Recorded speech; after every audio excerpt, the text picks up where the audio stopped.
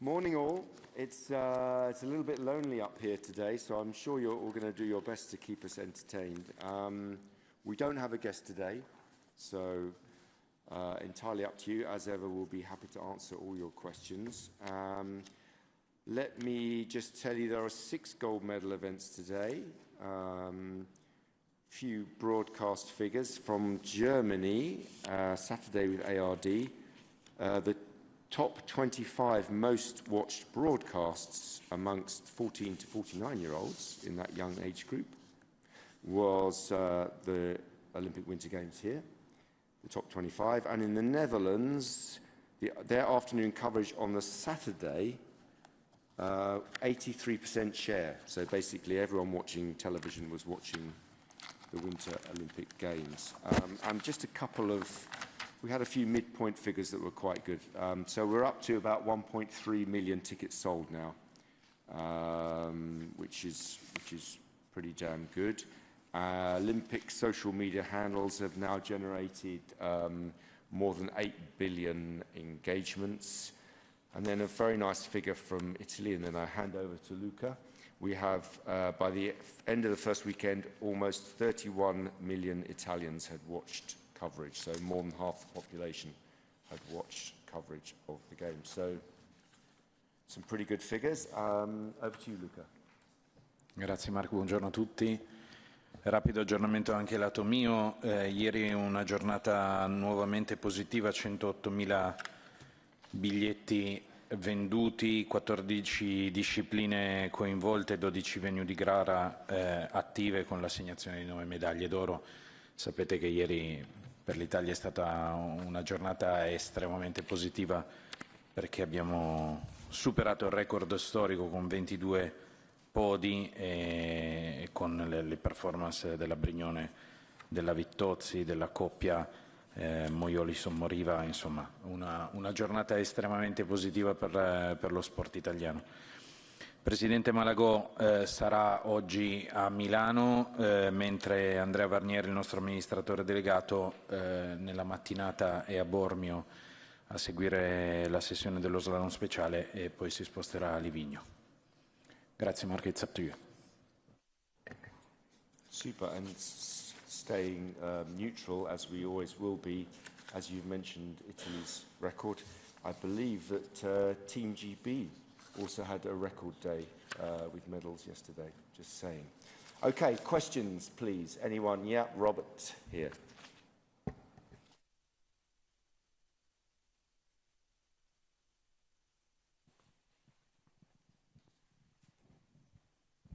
Thank you, Mark. I want to ask about a video that circulated yesterday with, I believe it was in Cortina, with one of the employees at an official store who was seen harassing some shoppers with an Israeli flag and chanting repeatedly, Free Palestine.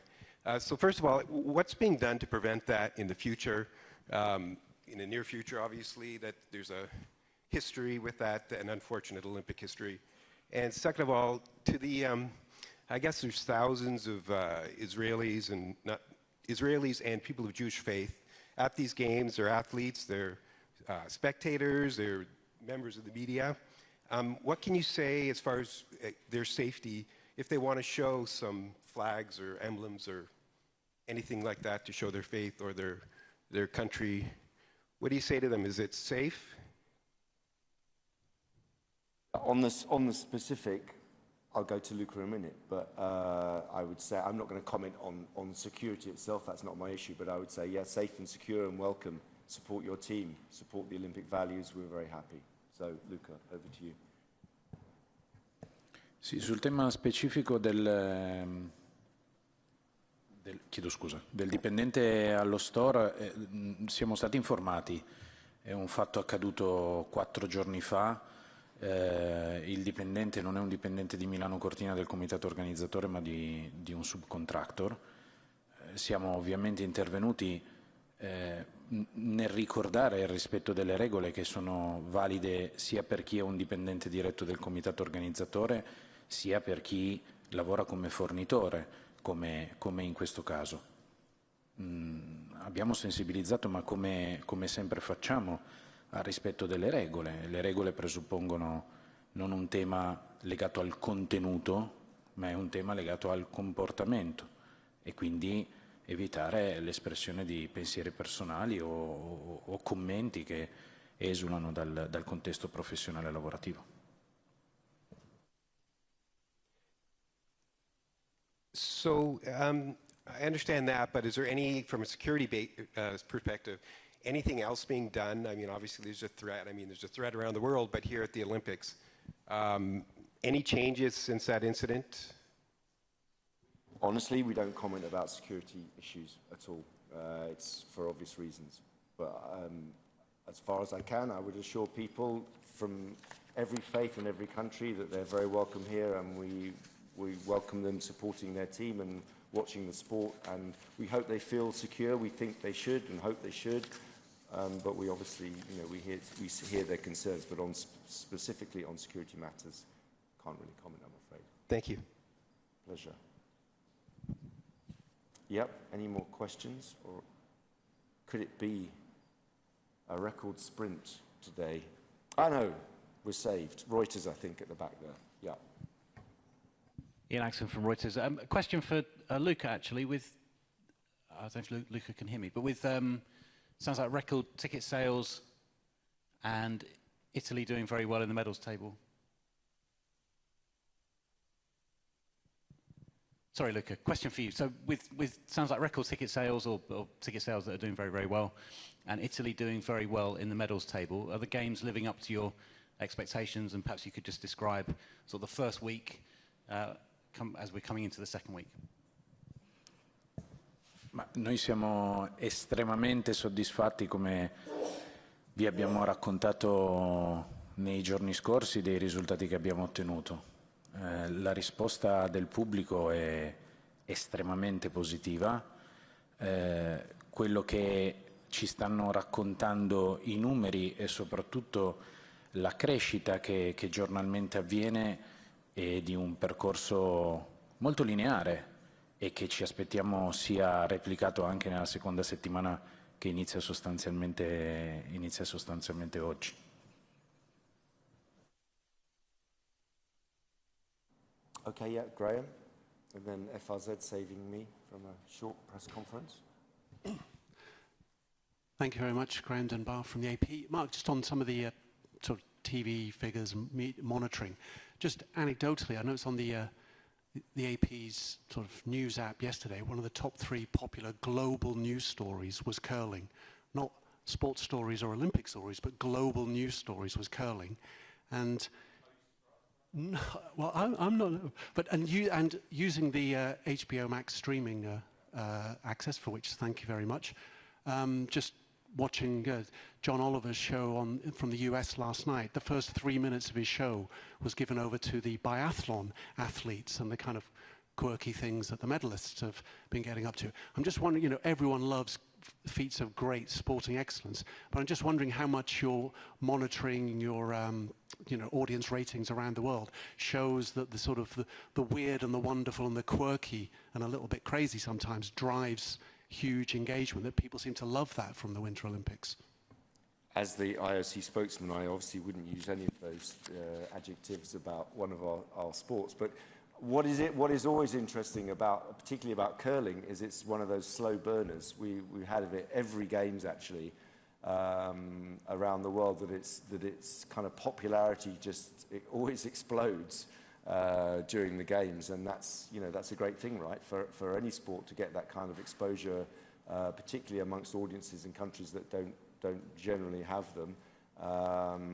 And you know, I think it's quite difficult sometimes for people who aren't from winter sports countries to realise, those that aren't, see these sports sometimes for the first time. They don't see them on a Saturday or Sunday afternoon, and they get addicted to them, and sometimes they start playing them. So great for the sport. In terms of the actual figures and so on, and the monitoring, we will have Anne-Sophie Wilmar here the day after tomorrow to talk about TV figures and marketing. So I think that's actually a good question to ask about. You can imagine that all the figures are sliced and diced, and all those things will be looked at.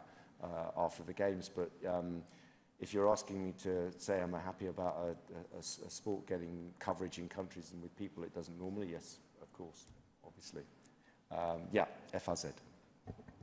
Mark, yes, Christoph Becker, Frankfurter Allgemeine Zeitung. Well, actually on the curling, I was going to ask, and I am going to ask, whether the IOC is actually following or closely looking at what seems to turn into a kind of free-for-all in accusing the other teams of cheating, or is that something that I'm sure the global news reach of those stories is in connection with some of the strong language that's surprisingly used by the athletes there, and those accusations. Is it something that's actually good for the sport because now people watch curling, apparently?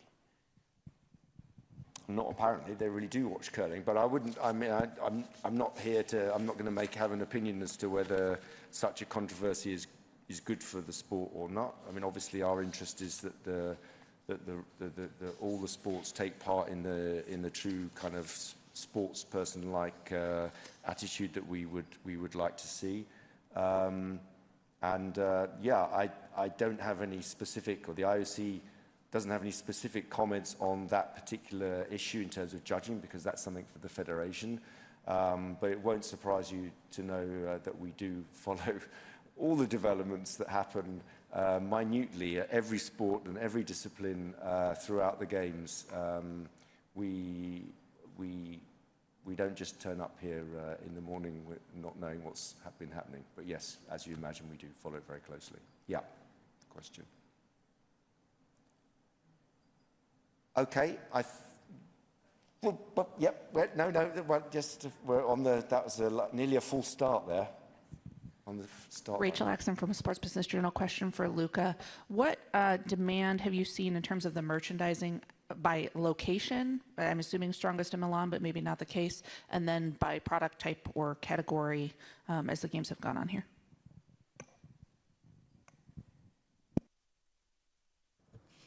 Allora, presenteremo un report dettagliato ovviamente alla fine. Quello che vi possiamo confermare è che c'è un vero e proprio successo nei nostri negozi, con una grande attenzione, una grande passione nei confronti di alcuni prodotti specifici. Beh, la notizia delle mascotte è una notizia che è anche stata pubblicata, per cui sì, sono andate effettivamente vendute in maniera estremamente rapida, oltre le nostre più rose aspettative. Questo è un dato che per noi è molto molto positivo. Il dato dettagliato lo condivideremo a fine giochi. Okay, thank you very much. I think we'll make it a short one today. Tomorrow we are back with athletes experience, so we'll have some people to talk about athletes experience, which I think should give you some good opportunity. But thank you very much for today. See you tomorrow, same time.